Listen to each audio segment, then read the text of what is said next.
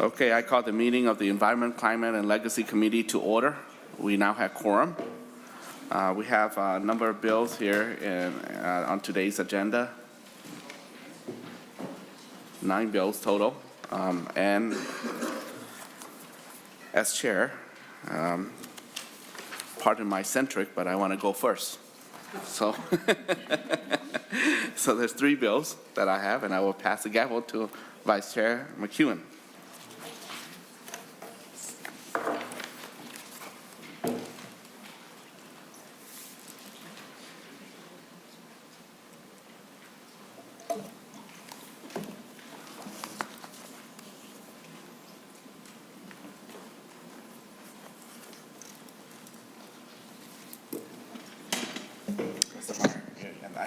All right, good afternoon, everybody. The first item on our agenda is Senate File 2570, and Senator Herr, I understand you have an author's amendment? Yes, I do. I believe we have the amendment in our packets, members.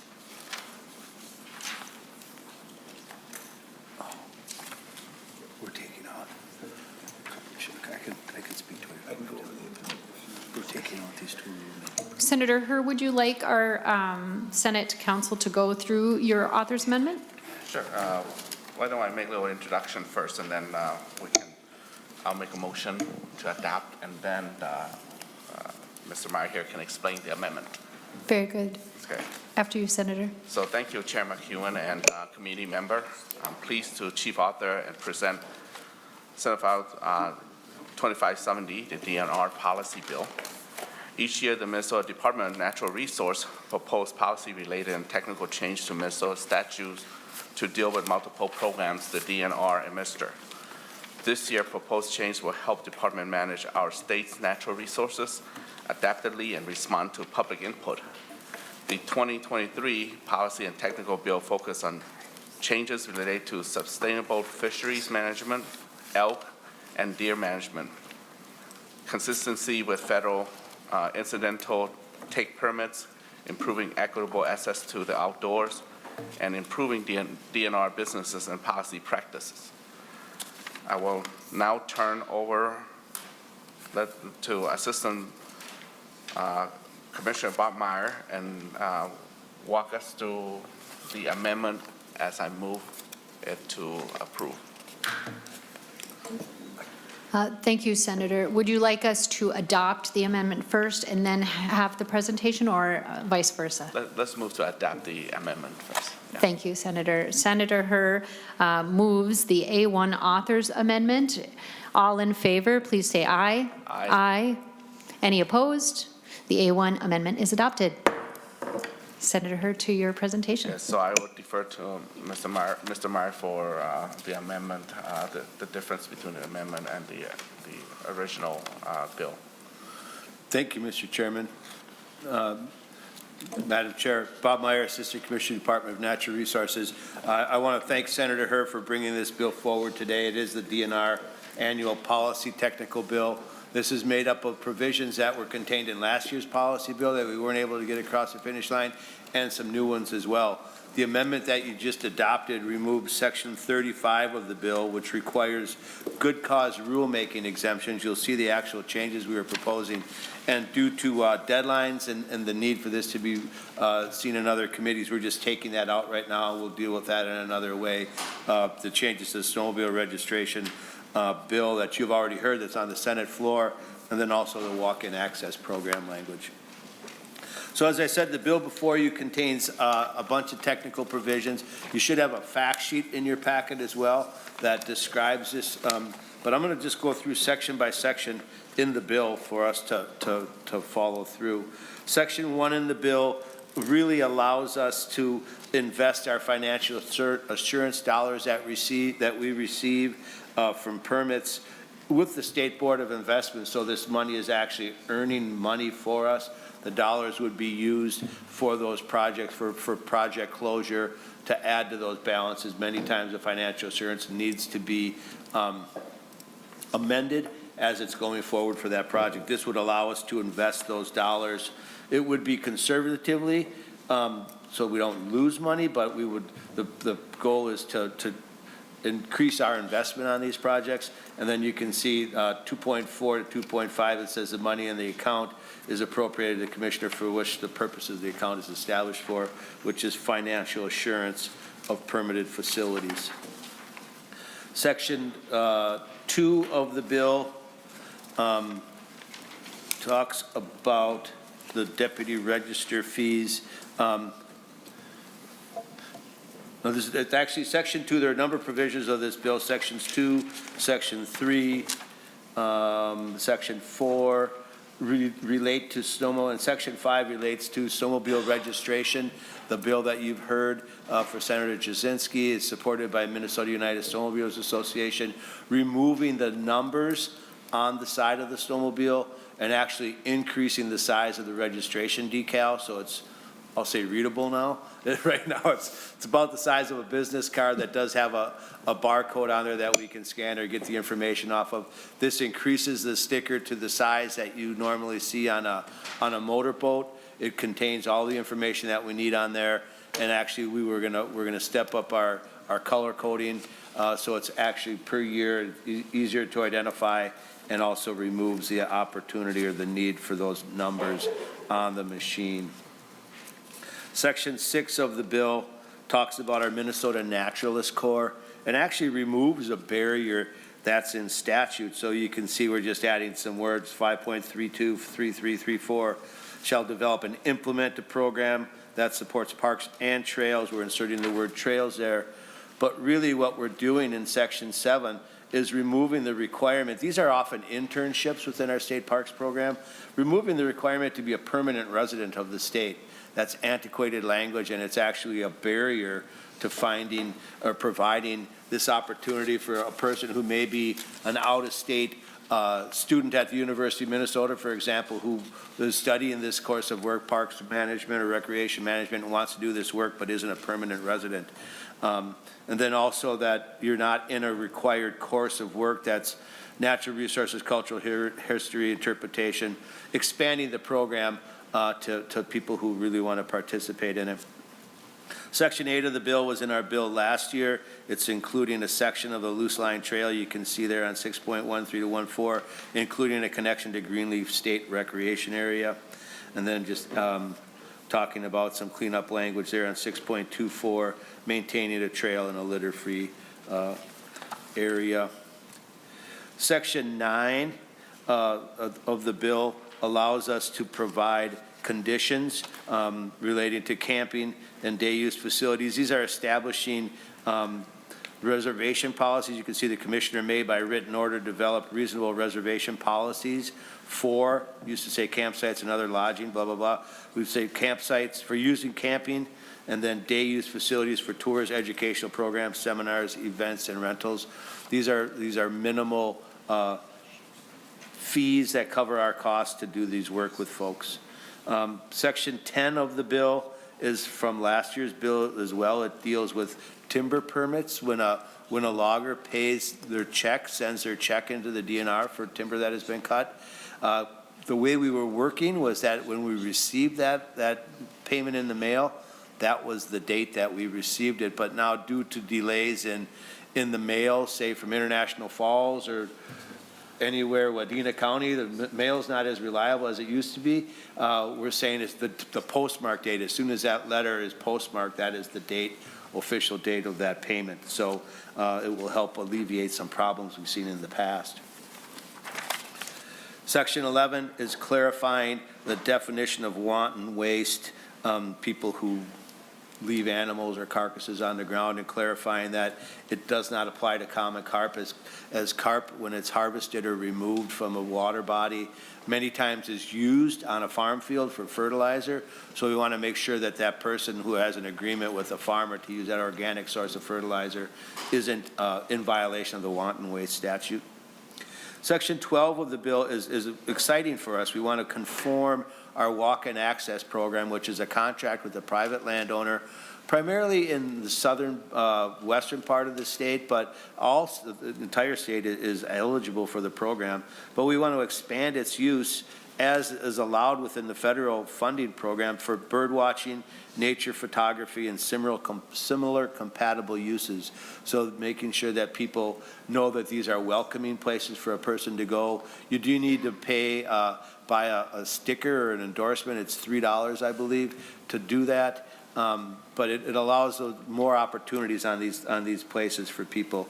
And one of the pieces that we removed in the rule was changing. It was good faith cause exemption, requiring us to change hunter to persons in the actual rules related to the walk-in access. And then you can see in 910 subdivision 3, we're just calling it a walk-in access validation rather than a hunter validation, and the fee is $3. The next section is a language that we had previously in last year's bill that stems from a report we submitted to the legislature looking at accessibility and use within our WMAs. You can see we're striking the word disabled hunters and inserting people with disabilities. So really trying to get away from antiquated language referring to hunters or things like that, and allowing it for people, use of motorized vehicles on these wildlife management areas. For anybody, you don't have to be a hunter. You just would have to perform, check in with the facility operator, provide, we would give you a permit, and it also allows for what's usually considered a OPP DM, other power-driven mobility device. Our track chairs is a perfect example of that we're talking about within our parks program. It would allow a person to use a track chair, an ATV or something like that for purposes of transportation to getting around, accessibility within these areas. The next section deals with, it's just a technical addition, confirming to section 13, allowing us to do those permits. Moving on to section 15 of the bill, this language relates to work that we're currently doing with the long-eared bat. So the long-eared bat is under threat, but we have, just like all of our endangered, threatened takings or endangered and threatened species, we also provide for incidental take permits to allow for a person who accidentally impacts one of these animals. So this would allow us, it actually conforms with federal, state Endangered Species Acts and federal language, to allow us to provide an incidental take permit to a landowner for taking wild animals during activities covered by the Certificate of Inclusion. It's dealing with logging, allowing us to provide a blanket permit for logging to occur in certain times of the year that will not impact these animals or reduce the impacts of these animals.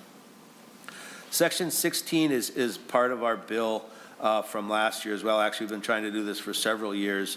It would allow a tribal member with a tribal identification card that proves residency in Minnesota, the opportunity to buy a state hunting or fishing license. Now, members don't need to buy those licenses, but some people like to do that to hunt in areas where they would need that outside of a ceded territory or a reservation boundary. So you can see this language here allows us to do that. We have programmed the system to do that, so we'll be able to do it soon after the bill is passed into law. Been working with the Fond du Lac Band of Ojibwe on this particular issue. They brought this to our attention and making sure we can do that. It required a change in statute. Section 17 would require blaze orange or pink on ground blinds, not just on your clothing. So you can see lines 1.17 to 1.26. What we're requiring is at least 144 square inches of blaze orange or pink on each side of the blind. Many of these blinds you purchase already have them. If you're familiar with a pop-up ice fishing shelter, they have little pieces of reflective material, so if you're out there at night, a snowmobile or a truck knows you're there. This is just the right thing to do. We've actually had hunters who have been on ground blinds in the past couple of years who've been in the line of fire, and they would have been saved from that line of fire had this provision been in law. Section 18 clarifies just some language. We're striking the word tag and say take. Technical clarification that's arisen out of some of our enforcement activities. Section 19 allows or requires a youth deer or during our youth deer season, that youth has to tag their deer. It says it does not authorize the taking of a deer by another member of the party. They have to be a minor. Section 20 allows the use of a muzzle loader in any part of the state during any firearm season. So previously to this, you can see we're striking the word regular and inserting any firearm season to clarify that you can use muzzle loaders during any season. You could use a rifle or a shotgun. Section 21 is a section that we're working with that relates to somewhat to the Fond du Lac reintroduction bill that you have heard, but allows us to grow the herd up in northwestern Minnesota beyond the restrictions that are here. We are in conversations, and Senator Green, I apologize, I haven't spoken to you about it yet, but we're planning on doing that with Senator Johnson. This is his district primarily, but it also is close to Senator Green's, and the Representative Burkle in the House, where these herds currently exist. The language probably needs a little tweaking, but for the purposes here today, we're trying to strike this stricken language, allow us to grow the herd, and I think we'll come back with some more tighter language on that piece in the near future. Section 22 allows us to do non-lethal hazing of birds and wildlife when it deals with crop depredation or crop damage. Section 13 or subdivision 2 allows us to use that non-lethal hazing. You can see on 13.27, non-lethal scaring, hazing, chasing, trying to reduce the impacts of these animals on our producers that are out there. So those pieces are there. Section 23 is a technical piece related to whitefish. You can see we're striking out. And we'll be coming back next year looking at all of these rough fish statutes, but looking, making sure that a person can take whitefish, or actually that they can take whitefish with a seine still. And then you'll see section 24 was from our last bill. This is really supported by the catfish anglers in the state. They want to use 2 lines to fish catfish within the Minnesota and Mississippi rivers. So we're looking to accommodate them. The one concern we have on this, that this would expand to other game species. We would not support 2-line fishing for walleye during the open water season, as that would have impacts to our limits and takes. And you can see section 25 just clarifies, there's a number of these pieces where we're striking the word to and inserting through, so we capture that last date. So for example, the 3rd Monday in February to April 30th could be read to not include April 30th or through. So there's a number of sections you'll see in the bill that do that. Section 26, working with Minnesota Trout Unlimited to provide a prohibition on the use of felt waders within trout streams because of the transferring of aquatic invasive species. Section 27 is similar to, it's related to the whitefish, the tullaby, allowing that to be taken by spearing. It adds it into several other seasons there in the dark house seasons. 29, another one of the 29, 30, 31 are adding, 32 I'll say, adding the words through and striking the word to. Section 32, or sections 33,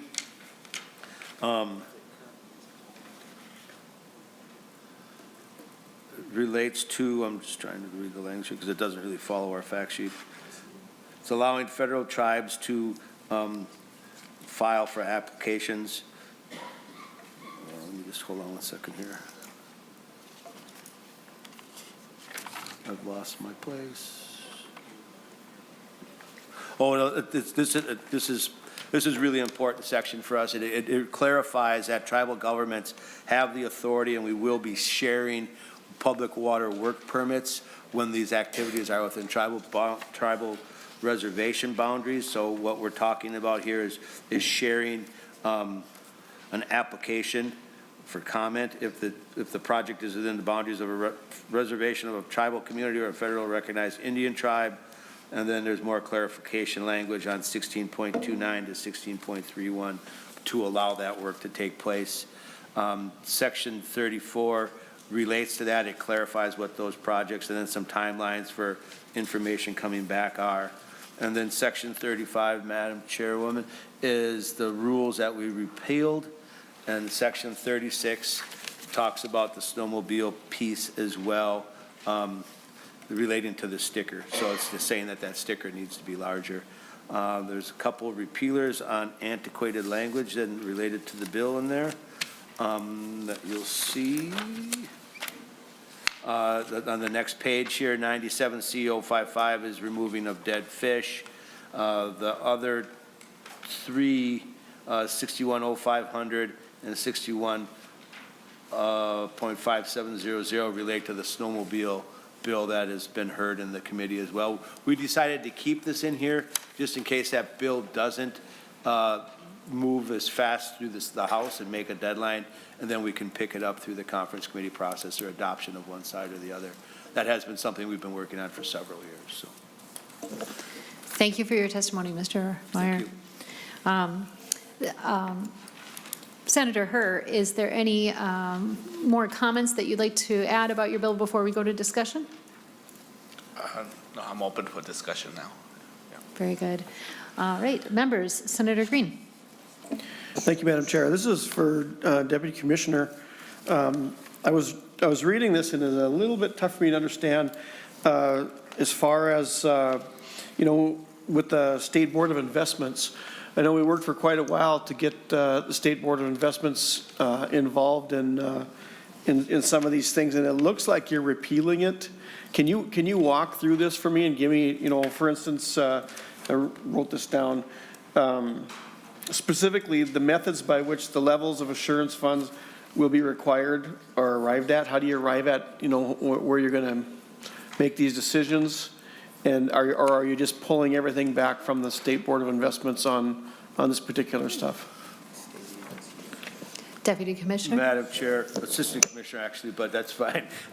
So we're actually adding to our work with the State Board of Investment. So this would be, we aren't changing anything that's currently with the State Board of Investment, like the school trust fund or anything like that. What this allows us to do is to work with the State Board of Investment to take these financial assurance dollars that are tied to permits that we have and actually have them earn money with the State Board of Investment rather than sit in a stagnant account within the state treasury. So right now, if you're a facility, a mining facility, for example, have large financial assurances with the state, those dollars just sit in an account, just in a small interest-bearing account in some cases. This actually allows us to try to work, to work with the State Board of Investment to increase that portfolio over time. So we're adding opportunity. We aren't taking away anything. I could be probably easier to sit down one-on-one and walk through this entire section with you than try to do it right now. Senator Green. Thank you, Madam Chair. I would like that. I mean, if we can set up on a time, I don't want to waste all our committee time, but I would like to understand this a little better, and that's my fault. I've got a lot of stuff on my desk during the day, so I don't get a chance to get through it. But I do have one more question. And this is, I think I know the answer to this, but it's never been spelled out clearly to me. And that is some of the language floating around this year with the licensing and the decals on the snowmobiles. I just want to make sure that that people who have older snowmobiles, or even newer ones for that matter, that they're not inhibited from riding them on their own private land or private land to speak of. So there is an exclusion where, let's say I've got an old snowmobile and I decide to ride across my acreage, I'm not going to be in danger of breaking the law? We haven't, Madam Chair. Deputy Commissioner. Sorry, Senator Green, we haven't changed any of that language at all. What this language focuses on are the numbers, the registration numbers, and the ability not to have those on your machine anymore. We aren't changing any uses, any place you can ride or not ride. It's solely focused on the decals and the registration sticker. All right, thank you. Thank you, Senator. Senator Hoffman, you have a question? Thank you, Madam Chair. I sure do. For the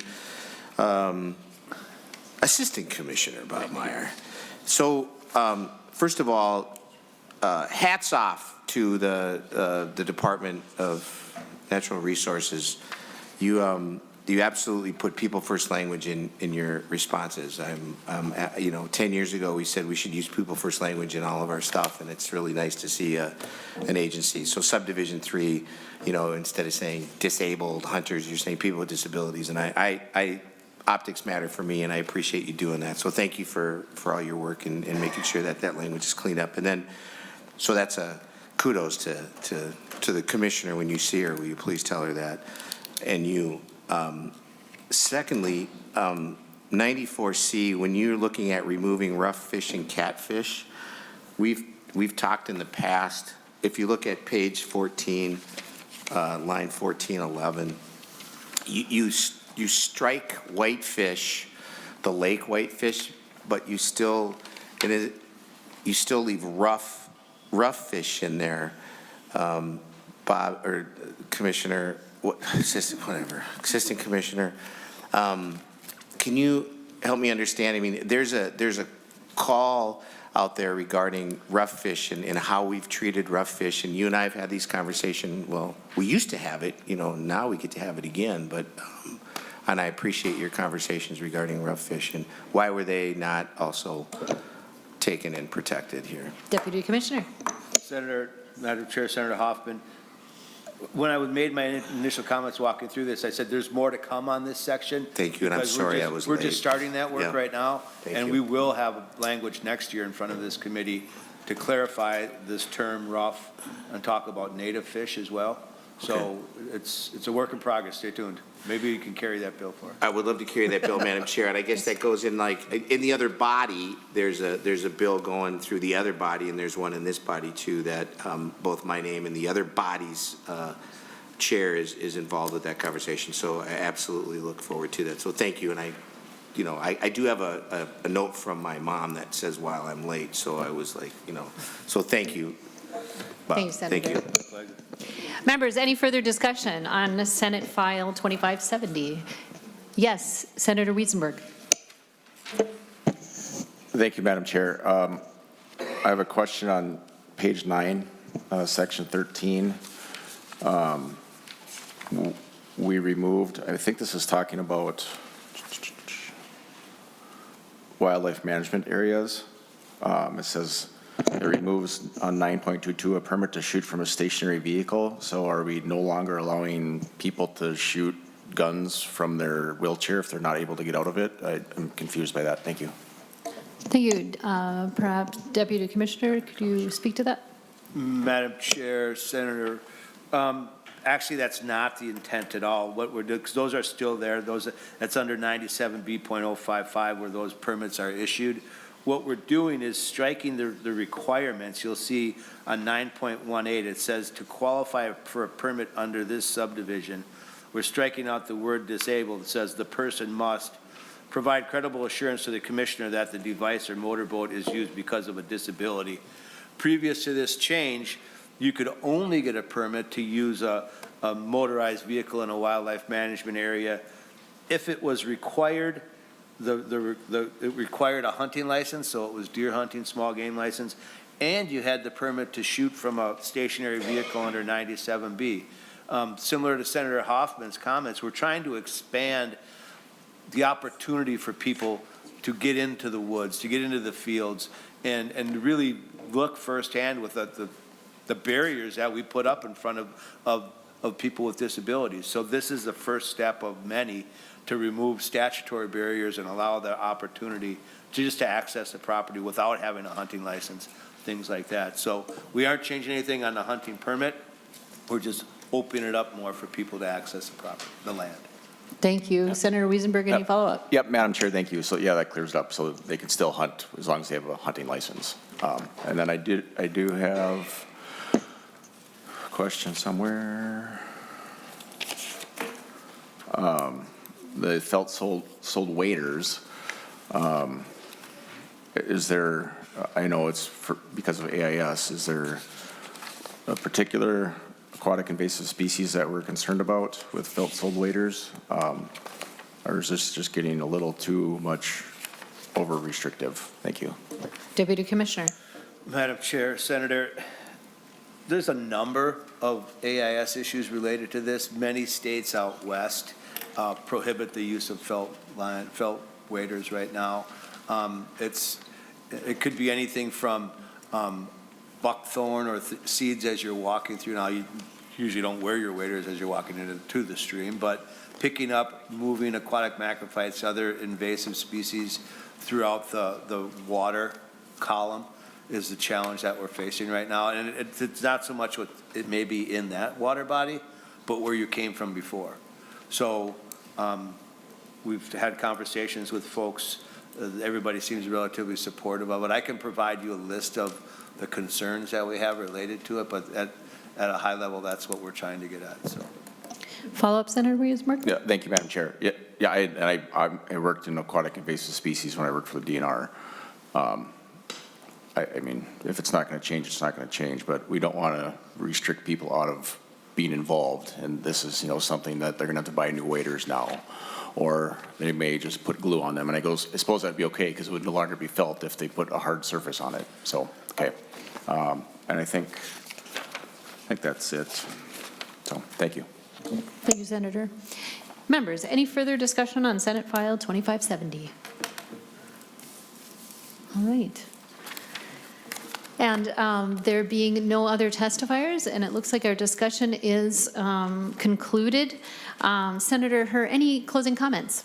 No, I thank you. This is a good bill, and look forward to hear it on the floor. So if member will allow me to move Senate File 2570 as amended to be recommended to be referred to the Senate floor, I greatly appreciate it.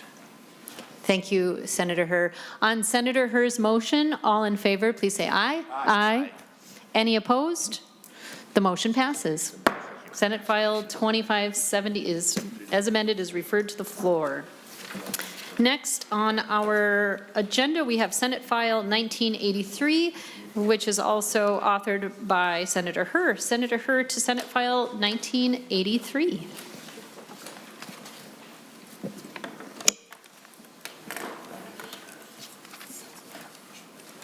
It's always a pleasure, to see a Senate file that reflects years in our youth, 1983, 84, 85, and such. Yes. So, Madam Chair and members, Senate File 1983 is a policy bill from the Board of Water and Soil Resources. As member of this committee, you all know that Bowser is charged to design policy and agenda to enhance our clean air, clean water goals, as well as increase wildlife and preservation for green spaces. I will run briefly through the section and we'll have Mr. Jeske to explain more in detail and answer any question. But Section 1 authorized the Bowser Agreement with entities including our tribal nation. Section 2 states the work with the tribal nation on conservation practice. Section 3 authorized Bowser to work with stakeholders to enhance native vegetation. Section 4 deals with the easement stewardship modification. Section 5 authorized Bowser to provide financial and technical assistance to promote the successful establishment of native vegetation as part of utility project. And Section 6 talk about habitat enhancement landscape program. And Madam Chairs and members, I'll leave the rest to our Bowser Director, Mr. John Jeske, to present or answer any question. Thank you, Senator, and welcome, Mr. Jeske, to the Senate Environment, Legacy, and Climate Committee.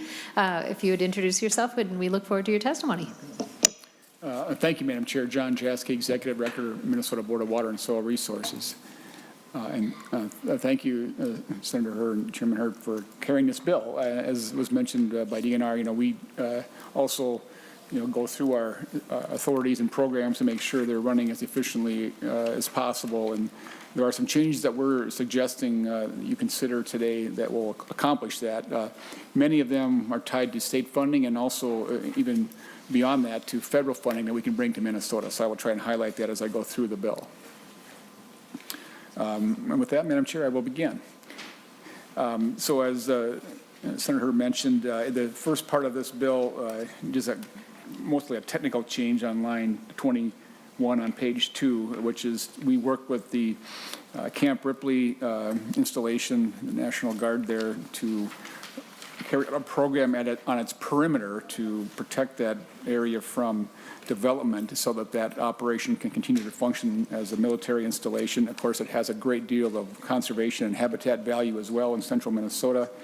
And what we're doing here is changing one word to allow us to update the work we do with them with a new program name that they've established called Sentinel Landscapes. They also have this Army Compatible Use Buffer project as well, but they've upgraded that name to align with some federal funding that they get through the Department of Defense. We're also adding a provision that would allow us to be clear about entering into agreements, in this case with tribal governments and others, to carry out what we expect to see additional funding coming through from the Federal Inflation Reduction Act, as well as some appropriations that are in the governor's budget recommendations. We have done that work before, but it was, authorized through appropriation rider, and we think it's important to have it in codified statute. The second piece of this is relates to conservation practices that receive or are the funding, and then those practices, have standards that go with them. We've worked to develop those standards, so that we can specify a practice without having to make each one of them a custom design.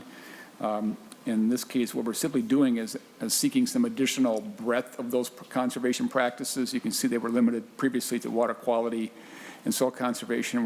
We think it's important to open that up to include some of the other statute and appropriation purposes, which include habitat, energy conservation, climate adaptation, resiliency, and mitigation as well. And a lot of these things, of course, work together, as we all know. On page 3, on line 12, we have this responsibility sort of indirectly in establishing guidelines for establishing native vegetation. And of course, that's been something that the entire state and the funding that we provide to others has paid greater attention to in recent years, because establishing native vegetation is going to allow those plant communities to adapt and provide the most benefit for, insects and the whole food chain. We have some statute language that gets put into the Environment and Natural Resources Trust Bill, as well as some of the legacy appropriations that requires those receiving those funds to follow guidelines that we establish. And that's worked just fine. There's been no concern with it. But we think it's important to make that, a public process that's directed by the statute, as well as providing a more formal opportunity for others to help us do that, because they have some expertise and information that could be very helpful to that, as well as many of them are also going to be asked to use those standards once they receive those funds. So that's what this provision on page 3, beginning on line 12, was about. You probably see in this that a lot of these things are not in order of any sort. They're just the way the statute is sequenced, so that's why I'm going through them in that order. If you look at the bottom of page 3, actually it goes over to page 4, on line 4.14. This is an adjustment to an existing account. We have, based on legislation that was passed, I think, 5 or 6 years ago now, we established these stewardship accounts to take care of the conservation easements that are required by the state. And there's a small amount that gets put into these dedicated accounts, and then it generates an appropriation to take care of those easements. We're just seeking an option, if needed. This is very infrequent, but if we have a project, a site that is for example, a water control structure that is in need of some repair because it's leaking, and it might very likely get worse based on our engineering analysis, and that cost to fix that would exceed the availability of that annual appropriation, that we could seek to tap the fund itself to fix that problem before it begins to cost more. Again, this would be on a case-by-case emergency basis. And you can interrupt me if any members have questions, or we can wait till the end, however you prefer to handle that. Line 4.26 on page 4, this is a technical change to the Wetland Conservation Act statute. That's just, being consistent with the language, so that change on page for line 26 is really just very much a technicality. The real change here is on page 5, line 5.8, again, which would allow us to do that replacement for the control structures. On page 5, there's, as Chair Herr mentioned, two programs that are being created here. The Lawns to Legumes program has already been presented to this committee, and so that item is not included here, but that is also in this bundle.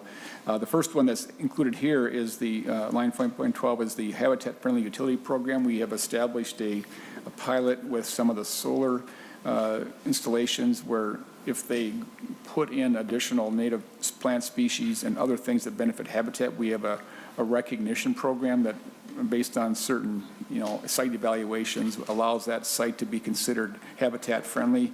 This will continue that and put some structure around it. And there's also a component in the governor's budget recommendations to put some funding towards this as well.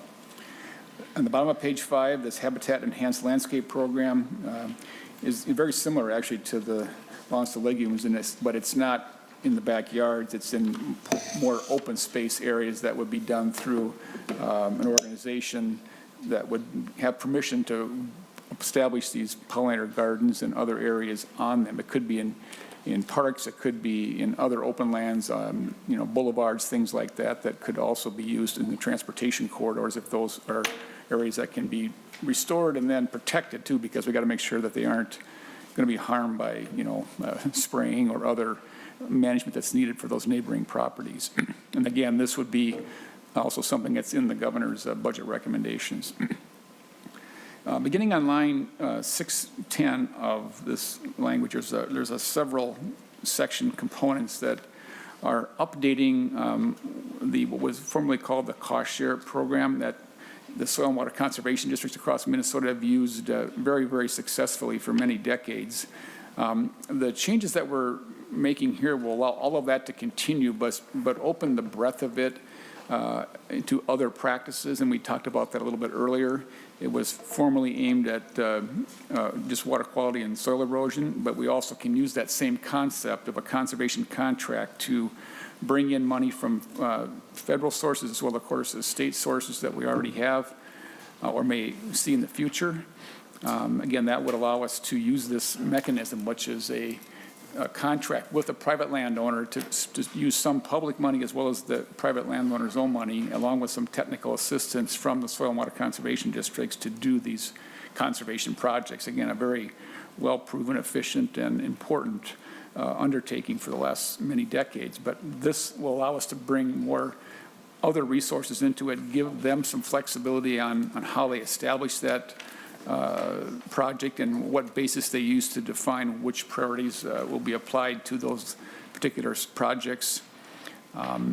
Again, if you look through this, most of it is just expanding the scope of the program from just water quality and sediment control to habitat enhancement, plant biodiversity, and those climate adaptation resiliency aspects. I think I will just go then to maybe the piece on page 8, which is there's state oversight of all of this, right? Both through the appropriations as well as through the oversight that we have over those local governments is in statute in other places. Beginning on section 10 on page 8, in the past, when we have, and on the books, we have these rules. And of course, these were adopted many years ago when rulemaking was something that was viewed as the way to put forth these details of how these programs would operate. We believe that this can operate solely with the statute with the additional details that have been added here. And so therefore, the parts about how these rules would be enacted and the state oversight of that is become unnecessary. And so you see here there's some changes to that.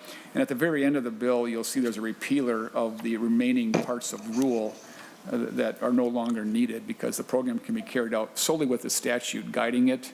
And then the local decision-making, of course, at that Soil and Water Conservation District board level is also part of it. That's a very public process as well because those are public organizations. So that is the reason you see that strikeout there.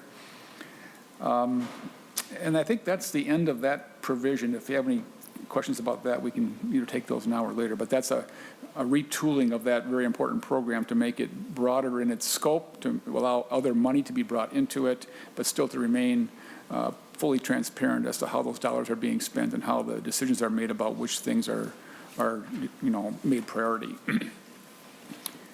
And then page 9 at the very top, this is a new program, a very important one that is also in the governor's budget recommendations, and that is to establish a soil health practices program, which would, allow the state, and again, to bring federal money in as well through that Inflation Reduction Act appropriations, to work with, in this case, mostly farmers or the landowners that have land that's being farmed, because a lot of the land in Minnesota, in upper Midwest in general, is farmed by someone other than the actual owner of it. I think the number I heard lately is somewhere north of 60% of our farmland is farmed by someone other than the fee title owner.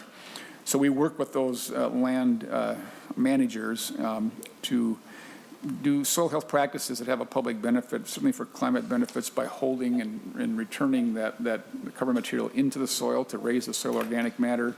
That can be accomplished by a couple of different common practices. We can plant, cover crops, during usually the fall, sometimes during the summer while the crop is growing, and then that area remains, of course, growing and green, until the winter comes. And then, of course, there's still a remnant vegetative cover in the spring, too, when we see the spring rains and runoff. So that really provides a real benefit for water quality, but also it holds that carbon and stores it back into the soil, and we can actually renew and grow the organic matter content of our soils by pulling that carbon in there. And it has a productivity benefit, of course, as well, because that carbon then can help grow the crop as well. So we've got a pilot program that was established a couple of years ago, and this would put this in place through this statutory process, and then we would have the funding that's being proposed by the governor appropriated into this category.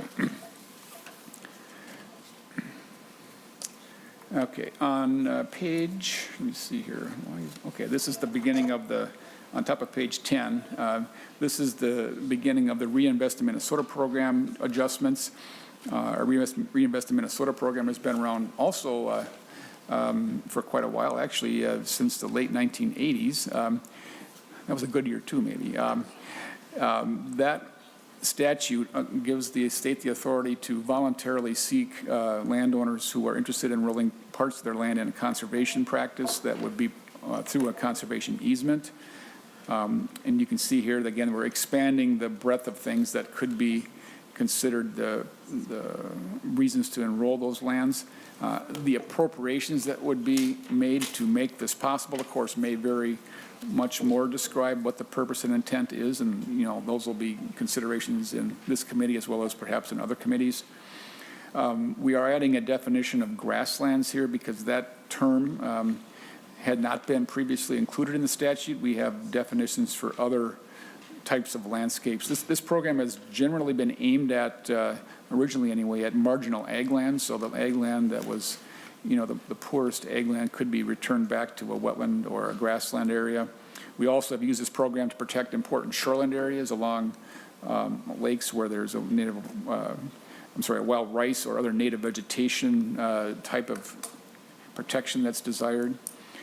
The other piece here is something that's a little bit different, and this is important because we are seeing interest in not buying all of the rights that are on that property necessarily. In some cases, we can buy a limited set of rights, and actually the area that I referred to earlier around Camp Ripley is an early example of that, where we would buy the land rights for development, but still allow that land to be farmed and used in some way that was conservation compatible. In that case, also compatible with the use of that military installation.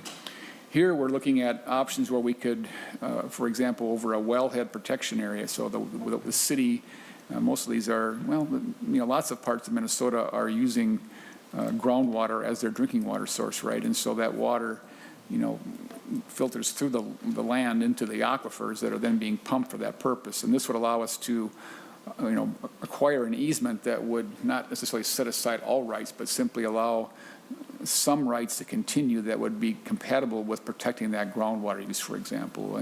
Grassland, for example, or even land that was grazed or hayed could certainly be compatible with protecting that groundwater recharge area.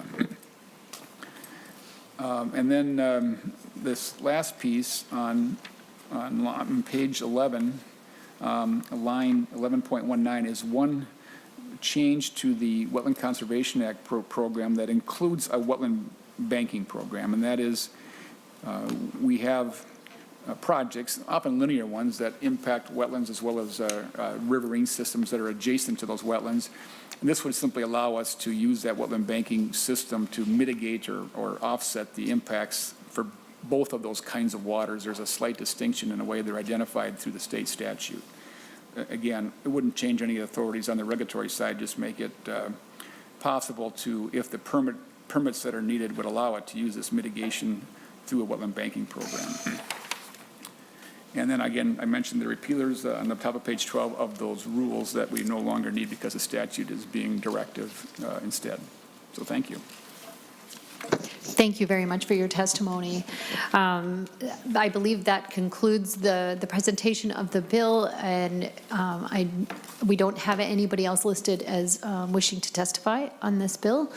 Making sure there's nobody else in the audience who wishes to offer any testimony. I don't see anybody. So with that, we'd like to proceed to discussion with members. It is our intent to lay this bill over for possible inclusion. Members, any discussion? Yes, Senator Green. Thank you, Madam Chair. I don't like the bill. I think that it's expanding again the work of Bowser. It looks to me like, well, I'll just start with the one question. You were talking about the Reinvest in Minnesota Working Lands program, this new program. And my question was going to be, what is this going to do that's not already being done by Bowser?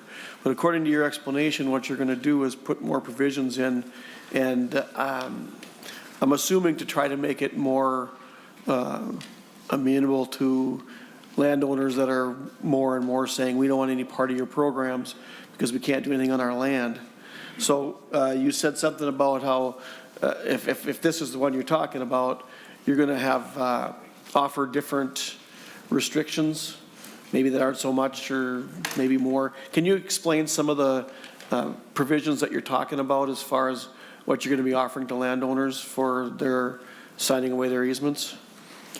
Mr. Jeske? Yeah, thank you, Madam Chair and Senator Green. This provision would, in essence, allow us to custom fit a solution that the landowner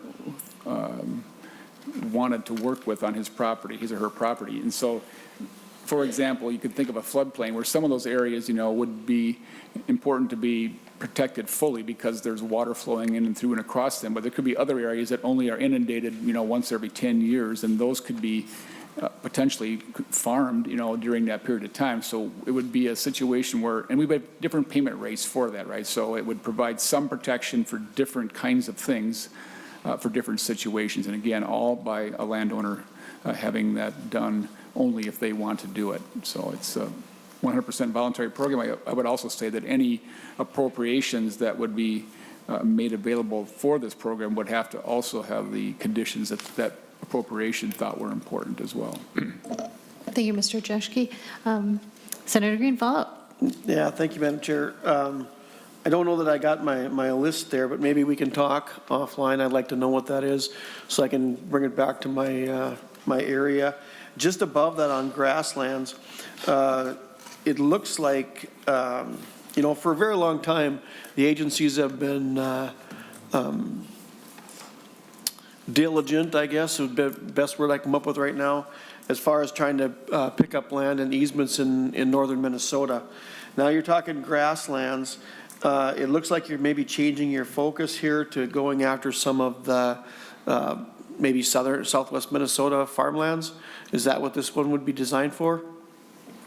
That's in page 10, starting at 1.8. Yep.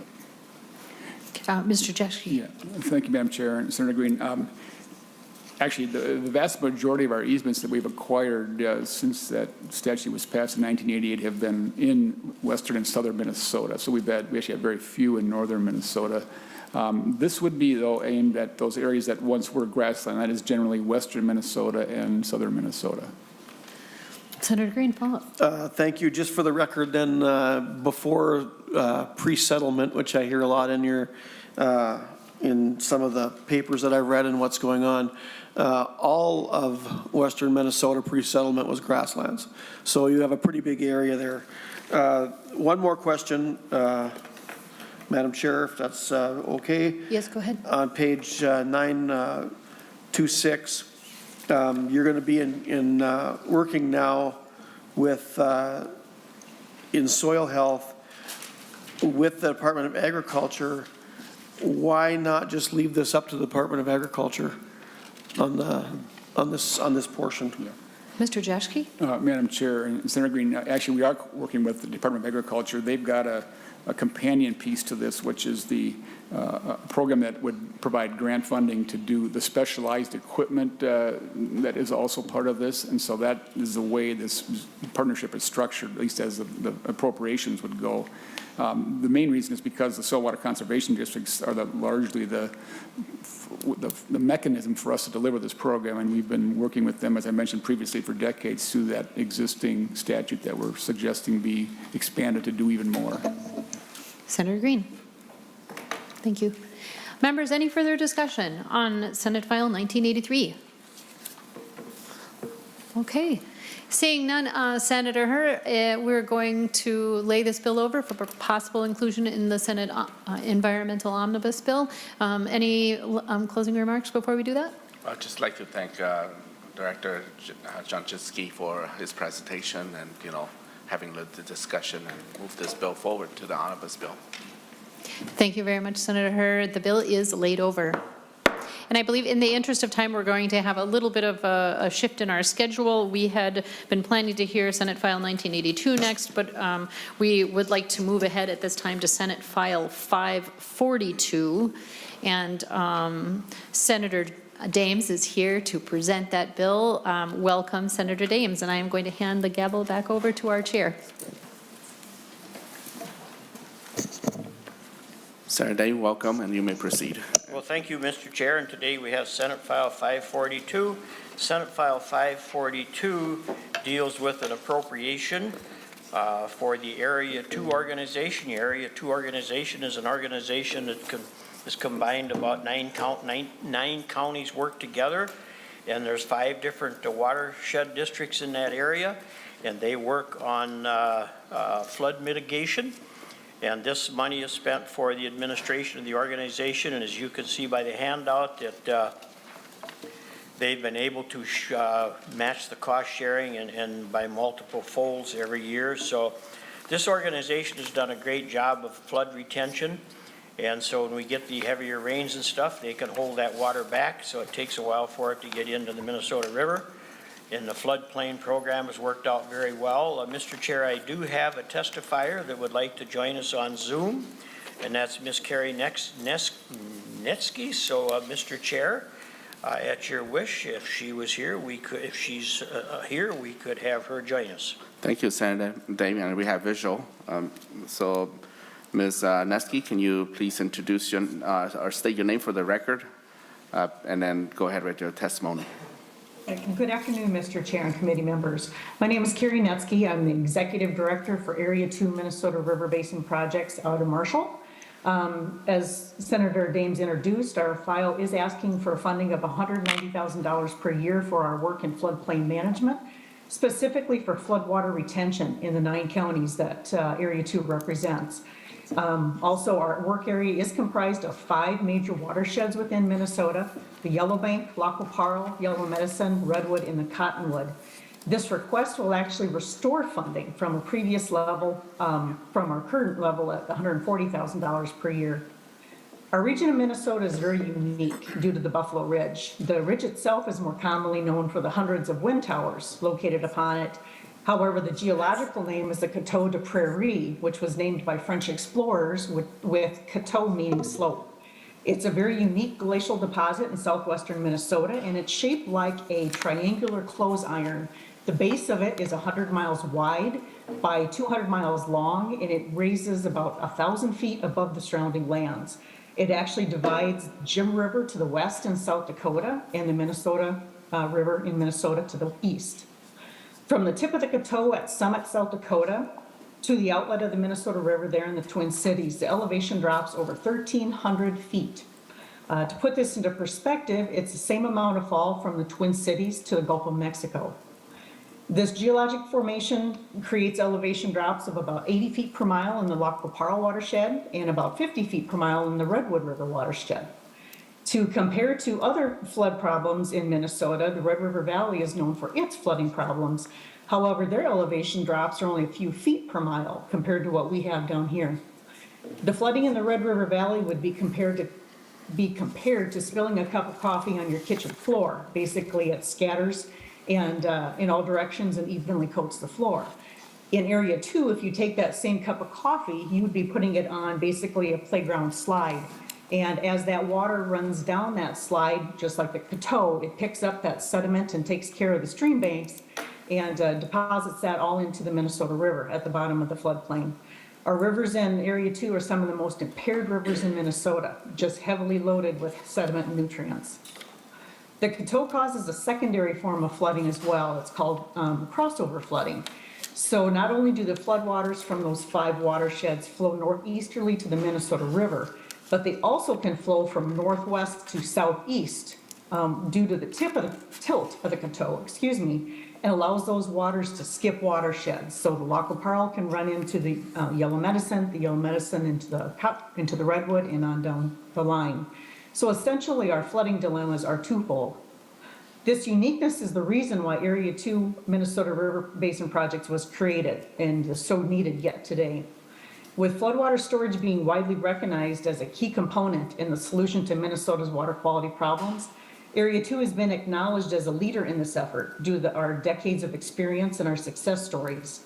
Not only are the wide array of retention projects impressive, as you've seen on the handout in front of you, but the collaboration between the member counties and soil and water conservation districts, as well as the state, county, and local road authorities who seek our engineering and financial assistance from Area 2 to achieve their water storage goals. The Area 2 Joint Powers Organization was created by statute in 1978, proudly 45 years ago. My math isn't working. At that time, $250,000 in annual funding for administration and project construction was provided by the state of Minnesota. Additionally, a professional engineer was provided by the state to work specifically for Area 2 to determine feasibility and design floodwater retention projects. This annual appropriation of $250,000 stayed consistent until the mid-1980s, when that amount was reduced 25% to $189,000. That funding level remained until 2002, when the Ventura administration made efforts to eliminate all water-related joint powers organizations in Minnesota. There were 10 at the time, and 3 survived, including Area 2, but with substantial cuts to funding. For Area 2, the first cut was 26%, which took us from $189,000 a year down to $140,000 a year. 2 years later, another 25% cut took us down to $105,000 a year. That was a 45% reduction of funding in basically 2 years. With gradual persistence and proven successes, we restored our funding back up to the $140,000 where we are today. Area 2's 9 member counties have proven their commitment by never reducing their local match, and they continue to provide nearly double the required 25% match, $92,000 per year, although they could have easily chosen to lower their shares. The other handout provided details that local match and the additional local funds that our member counties have provided. And it basically just demonstrates that commitment that they have.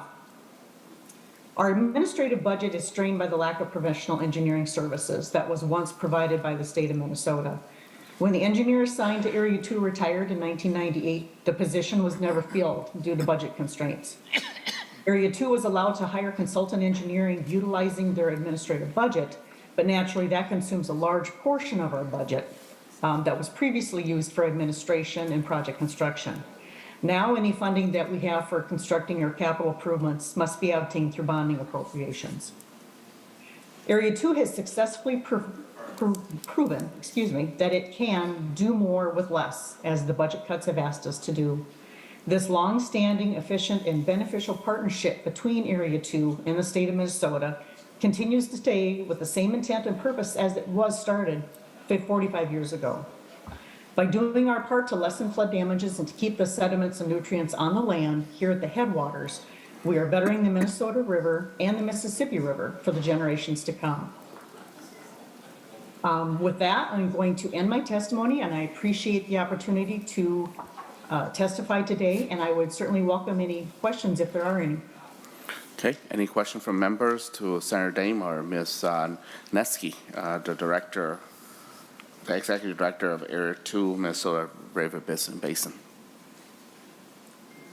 Okay, thank you for your testimony, Ms. Nesky, and any closing remarks, Senator Dahms? Actually, with the climate change and climate-related extreme rain, this is certainly a need, and we need to come up with a better process in terms of handling the threat of flooding. So thank you for bringing this legislation forward as well.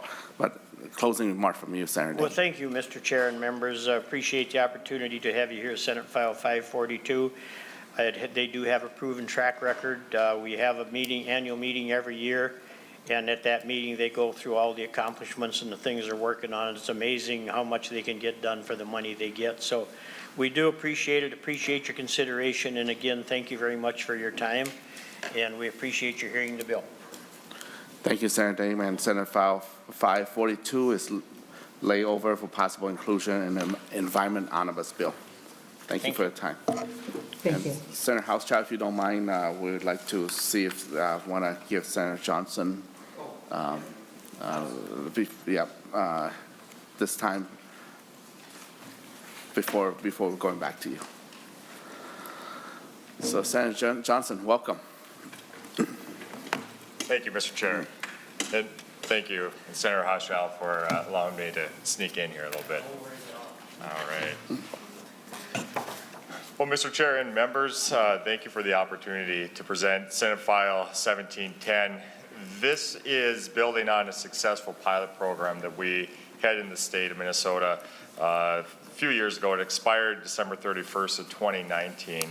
And the stakeholders were in agreement with that, just never crossed the finish line over the last couple of years to reenact the program itself. And this is simply allowing for portable stands to be left overnight by licensed big game hunters in wildlife management areas, or as they're often referred to as the WMAs.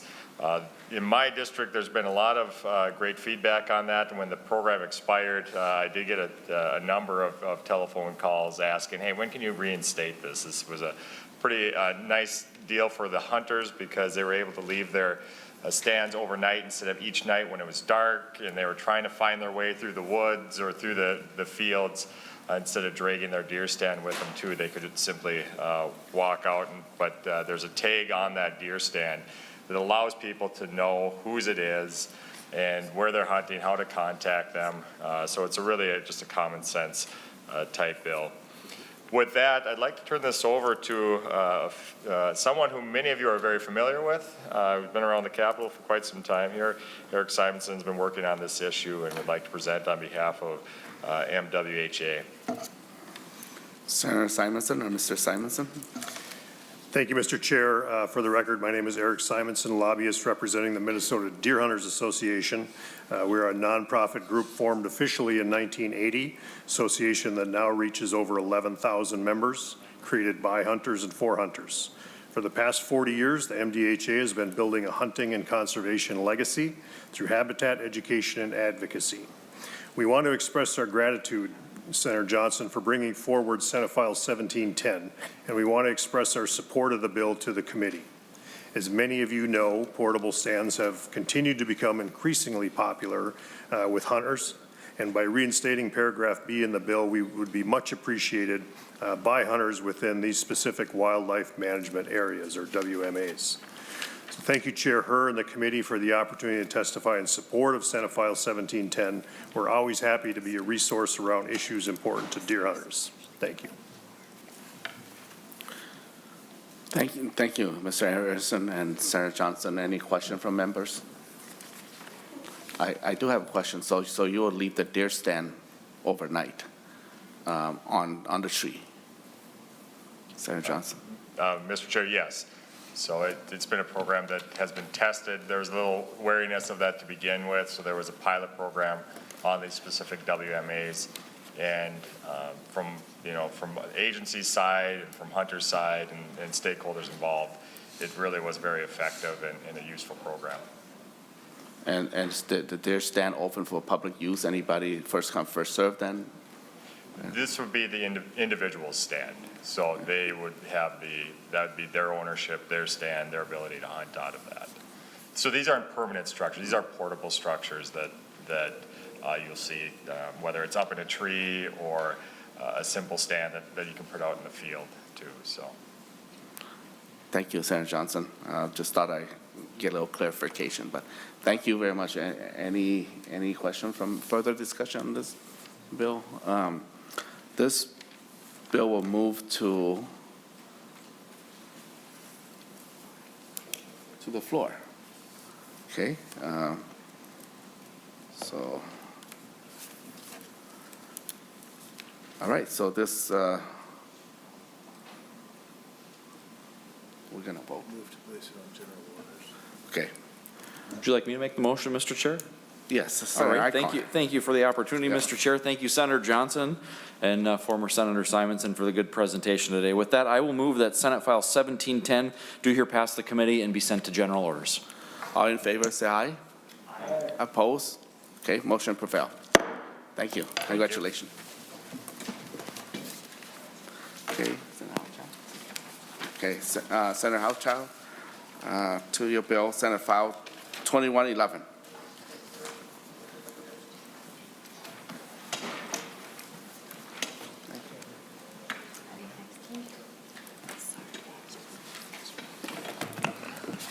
That's okay.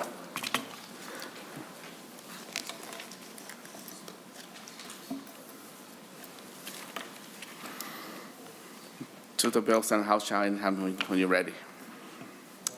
Thank you, Chair Herr, members of the committee. I appreciate the opportunity to present Senate File number 2111.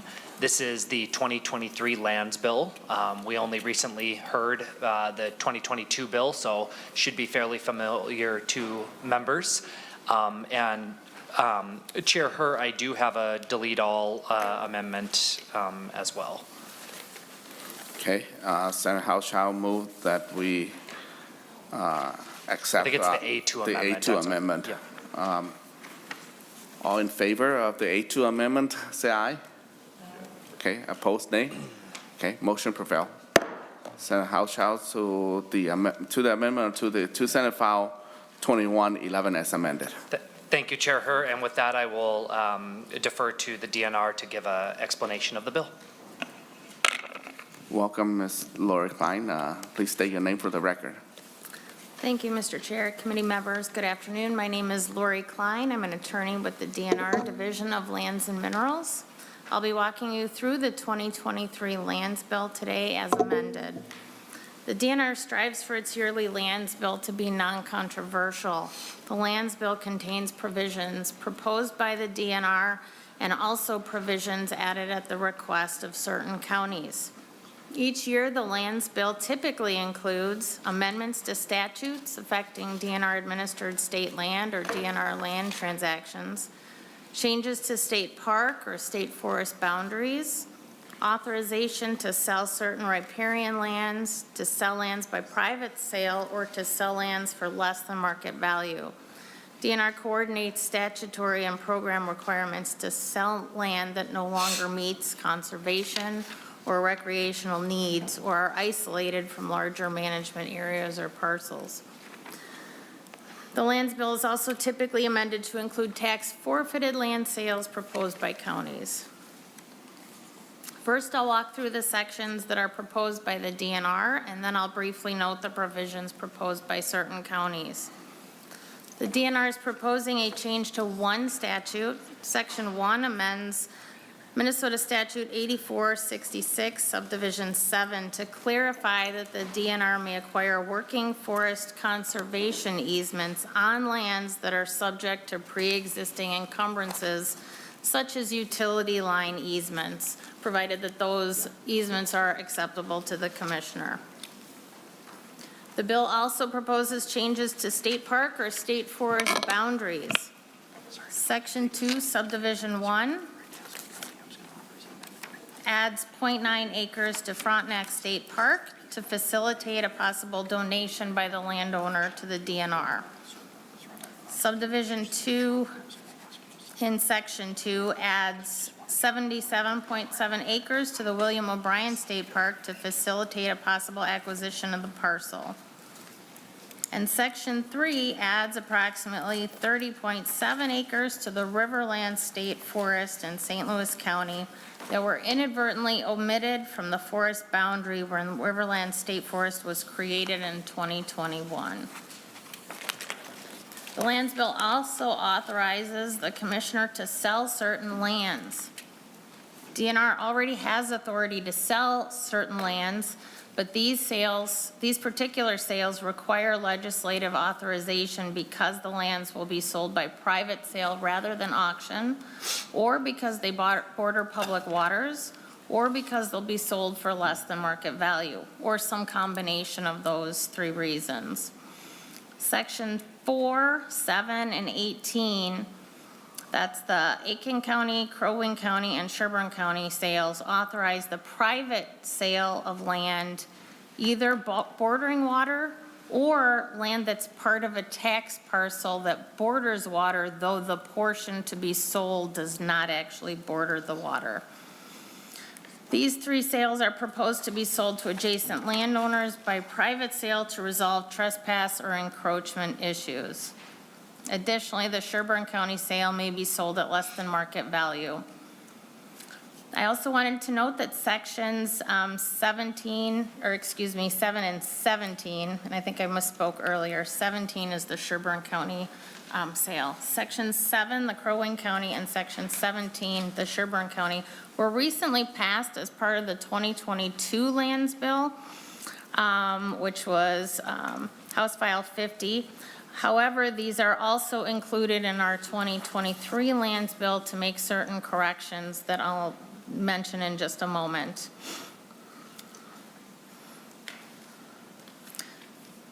Section 4, a few details on that one. That is a authorization to sell 0.6 acres of riparian land acquired by the state when a road was vacated, and this would resolve a trespass issue. The Crow Wing County one, Section 7, as mentioned, this was one that was also as part of the 2022 lands bill. This one, we are proposing to sell a portion of the parcel that does not border water, but the tax parcel itself does border water. This was added into the 2023 lands bill in order to correct an omission to note that the tax parcel is riparian, even though the portion to be sold does not border water. And Section 17, the Sherburne County provision, this one was added back into the 2023 lands bill to correct an issue with the legal description. It's also, due to the legal description change, it's slightly increasing the proposed sale area from 0.05 acres to 0.06 acres. Sections 5 and 6 of the lands bill are Becker County sales, and those authorize the public sale of land bordering water. The DNR has determined that these parcels are no longer needed for DNR purposes.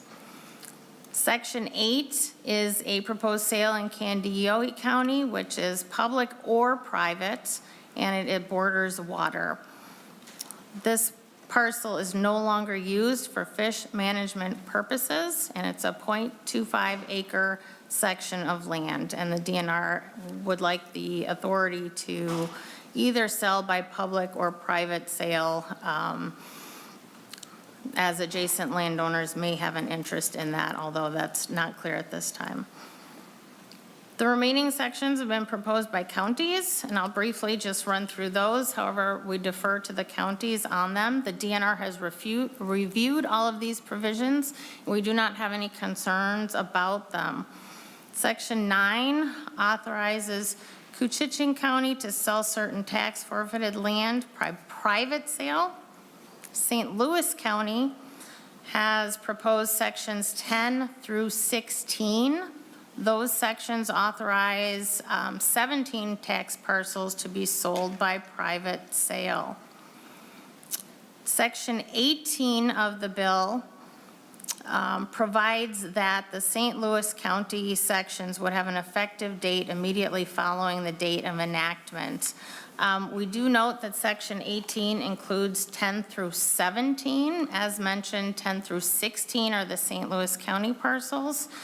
18 was intended to apply to those. As drafted, it also applies to Section 17, which is the DNR's proposed land sale in Sherburne County. DNR has no objection to that being included within Section 18 for that immediate effective date. And that concludes my comments on those. I'm happy to answer any questions. Thank you, Ms. Klein. Any discussion on our 2023 land bill? Senator Green? Thank you, Mr. Chair. Just for the testifier, just for clarity, some of the parcels are being sold through the Commissioner of the DNR, and others are from the Attorney General. Can you explain why that is? The tax forfeited sales would provide that the Attorney General reviews those deeds, I believe is how that provision works. But for the DNR, we handle those internally, and it's the Commissioner. So I think that's the difference that you would see in those provisions. Okay. Senator Green? And then thank you, Mr. Chair. And then just one more question on the private versus public land sales. On the public, let me just go to the public one, and then it'll be the last question. On the public sales, are all the parcels that you're putting up here, do they all have legal access? Ms. Klein?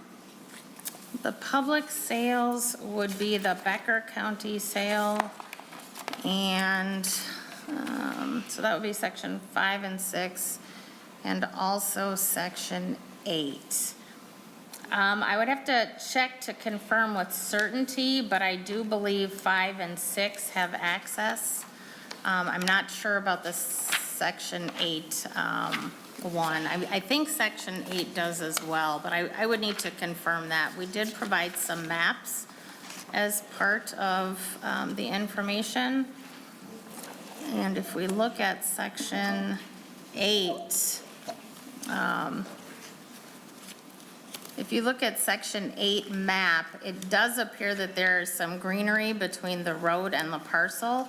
However, that might be part of the right-of-way. So I would have to check to see if that's part of the right-of-way. And excuse me, just to go back to your first question, Senator. So I just want to make sure that I'm understanding that in section, when you're referencing the question about the Attorney General, you're referencing kind of the language that says the conveyance must be in a form approved by the Attorney General. Is that correct? Mr. Chair, that is correct. Okay. Ms. Klein, that's correct. Okay. And I just would like to say, you know, the counties handle those transactions. So to the extent that my testimony needs correction, I'm not 100% sure about how the counties actually communicate with the Attorney General's office, and if the Attorney General is reviewing the particular transactions, or if it's just as to the form, which, you know, may or may not involve approving particular transactions. But I could certainly find out and confirm that for you. Thank you. Senator Icahn? Thank you, Mr. Chair. Thank you for putting the lands bill together. And I do have a small amendment for a county that Senator Hauschild and I share that kind of came last minute that the county passed a resolution for. I think the DNR is aware of it. I see in an email thread that there might be some awareness of it. It's the A3 amendment, but I believe I'm going to need some help from council because it was, when it was drafted, I think it was drafted to the original bill, not the delete all amendment. So I'll look to council for a little support. Yes, Mrs. Stanley. Mr. Chair, members, that's correct. In my haste to draft this, I drafted it to the underlying bill instead of the delete everything that was adopted. And so there will need to be a change to the A3 amendment first of all, on line 1, what's being amended is the A2 amendment to Senate file number 2111. And then on line 2, delete 24, insert 5, delete 31, and insert 6. And that just moves the placement to the proper place in the delete everything amendment. Mr. Chair, to get it in the right order, can we move to amend the amendment with what Mr. Stanley just described and then have it in the proper order for us? Sure. Yes. All in favor of the A3 amendment? Is that correct? Amendment to the amendment. Amendment to the amendment. Say aye. Aye. Opposed, nay. Motion prevail. Thank you, Mr. Chair, and thank you, Mr. Stanley, for the help. So simply, this is one parcel that the Itasca County Board kind of realized a little late that they needed to have a land sale for. They've got individuals looking at potentially using this land for a purpose that'll help the county out. So we've got it included now. It was introduced as a bill today. The county did pass the resolution, and in the haste to get some of this done with the county's lobbyists, I don't think Senator Hauschild is on it yet, but there's obviously space. We hope we can have you on that bill as well. I did give it to Senator Hauschild as I just got the amendment from council here. So hopefully we can include it and that it's a friendly amendment, but that's basically what it is. And there is support from the county, Mr. Chair. Okay, Senator Hauschild? Sounds great to me, Chair. Okay. And Senator Eichhorn, thank you for bringing it forward.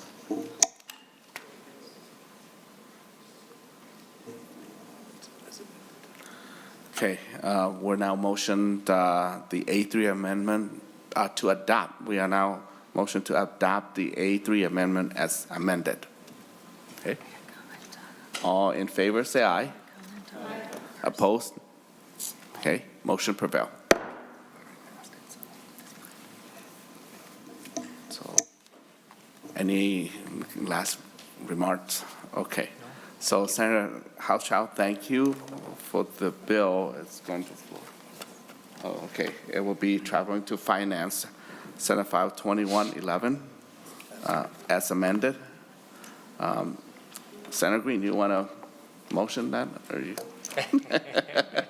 I don't. No, I'm kidding. Yeah, yes, Mr. Chair, I'll make a motion for that. Okay, Senator Green moves that Senate File 2111 as amended to be recommended to be referred to the Finance Committee. All in favor, say aye. Aye. Okay, oppose? Okay, motion prevails. Okay, good. Okay, next is Senator Wesenberg. Long list of agenda today. Senator Wesenberg, Senate File 2170.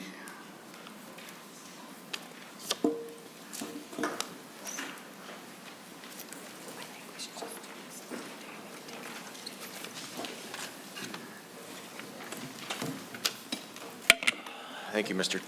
Sasan. Thank you, Mr. Chair. Yeah, thank you. So, anytime you're ready. This is Senate File 2170. It's a bill to appropriate money for the Northwoods Regional ATV system. This is money that ATVers have set aside. It's not coming from, a public fund, or we're not asking for money. They're just asking to use the money that they've had set aside. And this is Perry May. He'll be giving the testimony here. Okay, please state your name for the record. Hi, Mr. Chair and committee members. My name's Perry May. I am kind of acting as the trail administrator for the Northwoods ATV Regional Trail System. I do split my time between a couple of districts here. I live in Mr. Hoffman, Senator Hoffman's district, but I spend most of my time in Senator Eichhorn's district. So I volunteer my time as a trail administrator for the Northwoods Trail System. This trail system is a 336-mile trail system located in northern Minnesota. It connects through the counties of Cass, Crow Wing, Aiken, Itasca, Morrison, Pine, Carlton, and Mille Lacs. This is the largest connected ATV trail system in Minnesota and one of the largest in the United States. A true Minnesota tourist attraction. The southern edge of this trail system is approximately a 1-hour drive from the North Metro, making it a very convenient day trip for most metro area ATV riders. The trail system connects to outstate trails that allow Wisconsin and northern Michigan riders to come to Minnesota. Due to its close proximity to the metro and a variety of trail riding conditions and the ability to destination ride, this trail system is one of the more popular riding destinations in Minnesota. Trail counters, which have been installed in numerous sections of the trail, have recorded a 4-fold increase in riders over the last 3 years. During six months of the 2022 riding season, 150,000 machines were recorded on trail counters. This increase has led to great economic benefits. Many trail towns have opened new restaurants. Local campgrounds and resorts are full on most summer weekends, with weekdays also starting to fill. New power sports sales and service businesses have also opened up, along with rental businesses. The rapid explosion of new riders has created trail impacts that are outpacing our annual maintenance activities. There are 8 individual ATV clubs that help maintain this Northwoods trail system. We are asking for the allocation from the dedicated account to be used to repair and refurbish many sections of this trail. Maintenance is the #1 priority for the ATV dedicated account funds. Repairs will consist of a new top dressing for our corridor trails, which are old railroad beds, the Sioux Line trails. And these corridor trails connect our individual trails together. We need to raise various sections of the trail, which improves rider safety and maintainability. We need to widen and strengthen bridges and boardwalks for the safety of riders, as some now ride the more predominant Class 2 side-by-side style ATVs. Our clubs work very closely with our trail sponsor, Aiken County, to prioritize maintenance needs. So I'd like to thank you for your time and consideration today. We want to keep the Northwoods Regional Trail System a safe and sustainable place to ride for all, and keep it as a major riding destination in Minnesota. Thank you. Thank you very much for your testimony, and thank you for the good work up north and making our trail system, ATV trail system, friendly. And so, any question from members? Okay, Mr. Wesenberg, any closing remark? Yeah, thank you, Mr. Chair. Again, this is, money that they've asked to be put aside, and it's just letting them, get their money back to fix their trail system. So thank you, Mr. Chair, and the best committee that's here, so. Thank you. This bill, layover possible is included, right? Okay. All right, Senator Wesenberg. Is this one we vote on, or? No. No?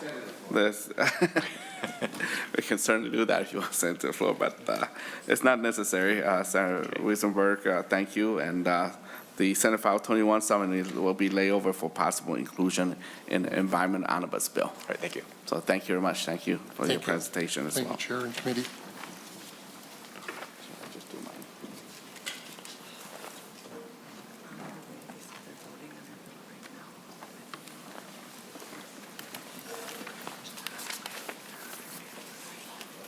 Okay. All right. We'll give a few minutes for our bill authors to make her way here.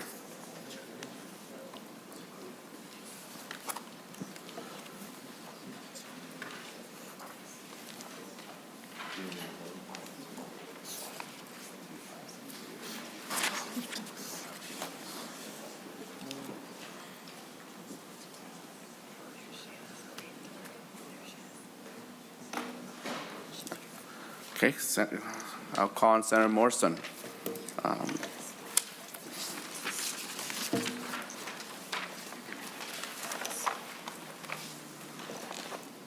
Okay, the item in front of us is Senate File 1526 as amended, and members, just remind you that the bill before you is a bill amended by A2 amendment, and both bill and the amendment are in your folders.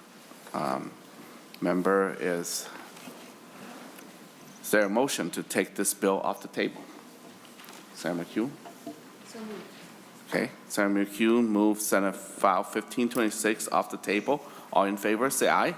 Aye. Opposed? Okay, motion prevail. Okay, members, since we already took testimony last time we heard on this bill, we will not take any more testimony today. We will have members discuss on the amendments and take final votes on this bill. And Senator Morrison, would you like to make any open comments? Thank you, Mr. Chair and members. Thank you for your patience with me. I apologize for the delay. We have before us an amendment that I think addresses a lot of the concerns. We've had great conversation with DNR and the Board of Animal Health, and some on all sides of this this quest to limit and stop the spread of chronic wasting disease. So I think it would be great if council wouldn't mind just quickly walking us through the amendment. Mr. Stanley, whenever you're ready. Thank you. Mr. Chair, members, there are actually two amendments, and I will go through them one at a time. They're both being passed out right now. The first is the A5. This amendment on, thank you. This amendment, the first thing it does on line 2 of the amendment is delete section 1 of the bill. This is the section that would have made farmed Cervidae premises location data public. The next 3 lines, lines 3 through 5, the bill prohibits new white-tailed deer farms but allows a one-time transfer of the registration to a family member. These 3 lines would change that language to remove the language that limits the transfer to within families. So once adopted, you would be allowed to transfer the registration one time to any other person, not just a family member. And then the final change is on line 6 of the amendment. This deletes section 10, which is the language that would have required that federal CWD money related to farmed white-tailed deer be given to the DNR and appropriated to the DNR. So those are the changes in the A5, and once, if there's no questions, and once you vote on that, I can explain the A6 as well. Any questions from members on the A5 amendment? Sure. Senator Green? Thank you, and I'll make this quick because I think I read the amendment wrong, and from what the council was saying, I just want to clarify that I thought that when I read this, it was taking out the portion that would allow it to be transferred to family, but what you're telling me is that it's broadening that to allow it to be transferred ongoing. Is that correct? Mr. Stanley? Yes and no, Senator Green. What it's doing is there's both a limitation in the underlying bill that says it can only be transferred once, and a limitation on who it can be transferred to, namely somebody within a person's family. What this does is, what the amendment does is it would preserve the limitation on only transferring it once, but it would say that that one transfer can be to anybody, not just a family member. Thank you. Okay, any further question on the amendment? Okay, then we will move. Senator Kunish, would you move the adoption of A5 amendment? So moved, Mr. Chair. Okay. Senator McHugh moves the A5 amendment be adopted. All in favor, say aye. Aye. Opposed, nay. Okay, motion prevail. Okay, now to the A6 amendment. Mr. Chair, members, the A6 is an amendment to the A2 that was the amendment that you all adopted last time. Because it's a different document, there's a separate amendment to amend it. And the A6 concerns what has to happen when CWD is found on someone's premises. The bill required exclusionary fencing for 10 years and prohibited raising Cervidae on the property for 10 years. The A2 amendment that you all adopted at your last time you heard this bill changed both of those 10-year requirements to 20 years. The A6 amendment would return both of those time periods to 10 years. Members, any question on the A6 amendment as described by Mr. Stanley? Okay, so Next, we'll move the ASIC amendment. Senator Hoffman, would you move? So moved. Okay, Senator Hoffman moves the ASIC amendment as adopted. All in favor, say aye. Aye. Opposed, nay. Okay, motion prevailed. Okay.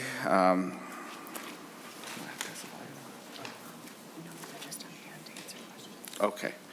All right, so any questions from members to the overall bill as amended now? Okay. Senator Wesenberg. Thank you, Mr. Chair. I am trying to go through the new bill and the amended version here at the same time. Excuse me, sorry. Let's go to page 3. Let's see.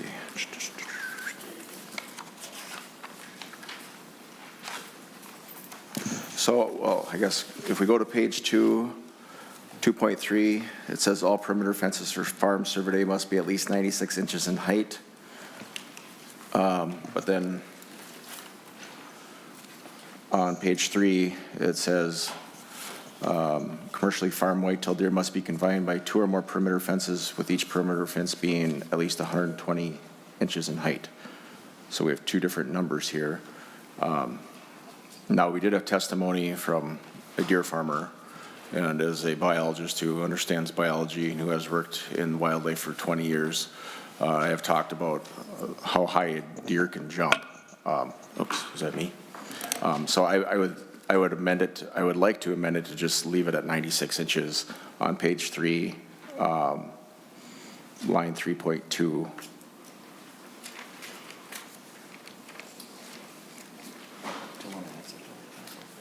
I'd like to ask council to explain on that. Mr. Chair, members, I think what I hear Senator Wesenberg saying is that he wants all farmed Cervidae fences to just have to be 96 inches. Is that correct? That is correct. Unless they're already higher, that's fine, but just 96 inches. And so the amendment would be on page 2, line 29, delete the new language. And then on page 3, delete section 4. Senator Morrison. Thank you, Mr. Chair, and thank you, Senator Wesenberg, for the amendment offer. I'm going to ask for a no vote at this time. We're in conversation with the Board of Animal Health and DNR about how to proceed with fencing, so I'd rather not change it right now. We do have another stop in agriculture, so we may amend it at that time. If that's the case, I would remove my amendment, and we can talk about it in agriculture. Thank you. Okay. Senator Wesenberg withdraw his amendment. Thank you, Chair. So then if we just go down on page 3 to 3.26, Mr. Chair and committee, it says we have to have ear tag that's seen at a distance of 50 yards within 14 days of birth. Now, I have an issue, I don't have an issue with the ear tag, but I have an issue with the time within 14 days of birth that fawn can't have a large tag in its ear because it will hurt its ear. So I've worked with tagging bears. So when we work with bear cubs, we can't put a bit large ear tag in there because that will hurt them. So we use a smaller tag until they're big enough to put a larger tag in. I think it used to say before October 31st, which would be at 6 months, which is they're basically full grown, but the 14 days could injure the fawn, and I find that it's that we need to change that wording. So, I mean, I would like to amend it to leave it where it is, or I guess we're kind of having a conversation here. If we could have like a metal tag until it gets older, because that's what we do with young animals when we're working in biology. We use a smaller tag so it doesn't hurt the animal, and then when it gets bigger, we can put the other tag in. Thank you. Senator Morrison. Mr. Chair and Senator Wesenberg, I appreciate the suggestion, and I'm going to answer the same way I did in the last one, that we're continuing these conversations, but I appreciate your highlighting that question. So I would ask for a no vote on that amendment for now. And I don't think I made an amendment, or did I? No, you didn't. didn't. Just a You statement. didn't. So I'll A move no on. vote on your statement, No sir. vote on my statement. Okay. Thank you, Mr. Chair. We covered that one already. And again, I'm, going back to Cervidae semen. It sounds like, we are moving forward in the research of deer, and it sounds like we are making progress in getting rid of CWD and farm deer. Now, science is ever evolving, so if the science says we can raise deer on farms and they're not going to have CWD, I think that would be something we need to look into. So I would like again to remove or Cervidae semen on page 6, 6.2, 6.7, and 6.14. And testimony that we did receive from the gentleman that talked about this is, even stated that this semen comes from deer that are in a herd that no longer has CWD, and these male deer were already killed, so the semen's tested and there's no CWD in the deer or the semen. So this would allow farmers to breed that into their deer herd, and then it would remove that from the deer herd. Senator Wesenberg, are you making an amendment? I am making an amendment, yes. There's the same amendment I made last time to remove semen from the Cervidae semen from the. We're going to have counsel here restate your amendment. Mr. Chair, members, the amendment would be to delete the words "or Cervidae semen" on lines 2, 7, and 14 on page 6. Senator Morrison. Thank you, Mr. Chair, and thank you again, Senator Wesenberg. And this is a topic of conversation with Board of Animal Health and DNR that we're looking into. Part of the challenge is different states have different levels of surveillance, so we're working our way through that. But I think we are going to land on hopefully a place that is agreeable to most of the deer farmers.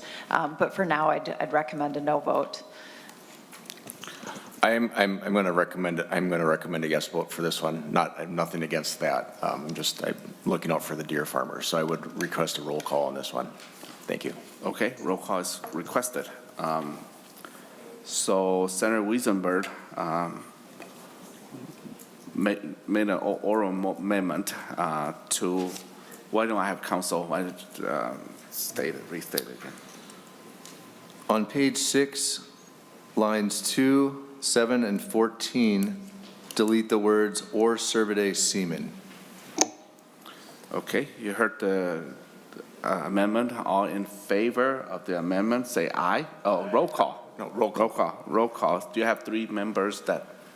What? Okay. Yeah, you did. Okay, roll call. So just raise your hand, right? Is that? Roll click. Okay, the clerk will take the roll.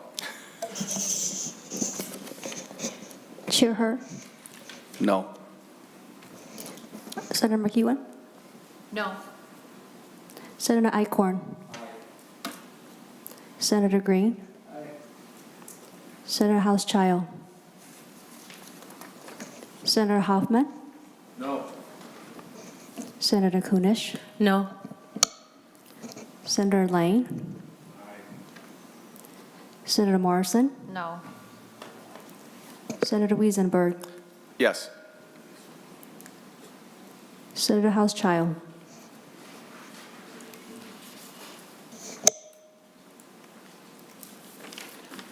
Okay, we have 4 yes and 5 no. Motion does not prevail. Could I make one closing statement?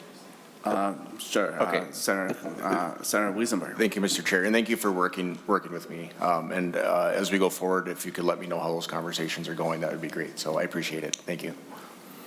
Okay, Senator Morrison, any last comment? And before we motion this bill to move forward. Thank you, Mr. Chair, and thank you, members, for conversation. I'm grateful to all of you and to DNR and Board of Animal Health, the deer farmers, and everyone who's working to contain chronic wasting disease. And I'm really hopeful that we're going to land on a bill that's acceptable to most. Okay, Senator McEwen. Thank you, Mr. Chair. I would like to move that Senate File 1526 as amended be recommended to be recommended for passage and re-referred to the Agriculture Committee. Okay, Senator McHugh moves that Senate File 1526 as amended be recommended to re-refer to the Agriculture Committee. All in favor, say aye. Aye. Opposed, say nay. Okay, motion prevail. Okay, thank you very much, and we finish, I think, ahead of time. We will hear the bill that, you know, it's my bill, so we can put it to next committee. Any update for the next committee, or we're good? Okay, we're good. So stay tuned for my the bill that Bowser bill dedicating appropriation for. I lost the description, but stay tuned for the Bowser bill coming up next committee. And thank you, and the committee is adjourned.